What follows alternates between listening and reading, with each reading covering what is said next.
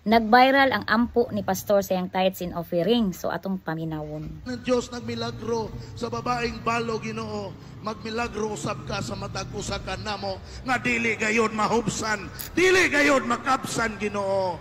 Hallelujah ang among mga panginahanglan. Pero kining wala naghatag, Lord, nga bisag dunay ikahatag, ayaw sila kapila sa pagpanalangin. In Jesus name, amen and amen. So mao to igsoon ang ampo ni pastor na dili apilon o panalangin ang wala naghatag. So grabe no, murag maka-offend po to sa atong mga kaigsuonan no, na wala naghatag. So sabi ng mga igsuon no, mao ra jud ang hinungdan na ingnon ta sa atong kaigsuonang uban na 10% ra giapas, kwarta ra giapas, muna natukod-tukod og simbahan kay 10% ra jud giapas.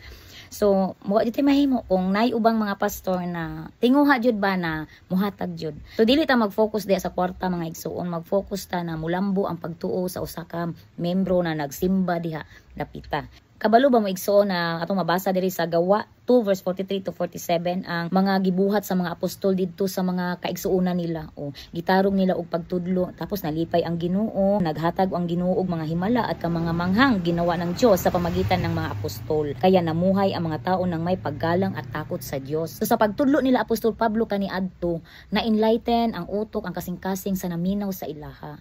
So nagmalipayon sila. So kabalo baka unsa ilang gibuhat, maganda ang pagsasamahan ng mga mananampalataya at pinag-isa nila ang kanilang mga ari-arian para makabahagi ang lahat. So kung gitarong nato nagtudlo ang mga membro diha sa sulod sa simbahan o magkaisa jud na siya, maayo jud na ang ilang samahan diha kay natarong magtudlo sa usa ka apostol, sa usa ka apostol o pastor.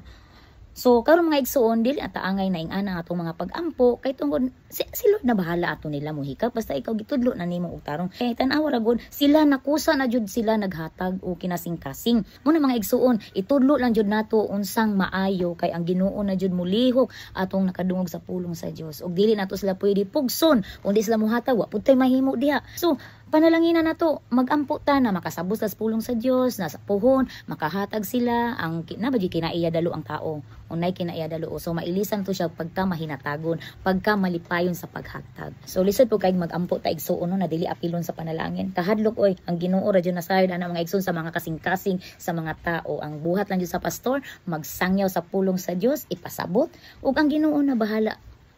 Na masamta nila ang pulong. Sila ra jud mo desisyon ana. So kita igo ra jud ta mo sangyaw, di nato sila piliton o di ta mo pilit na para mohatag sila. Para wala po ikaingon atong mga ubang sekta, ubang relihiyon na kwarta ra giapas. Mo na hinungdan na makaingon sila, maka-comment sila na 10% ra jud inyong giapas ana ba.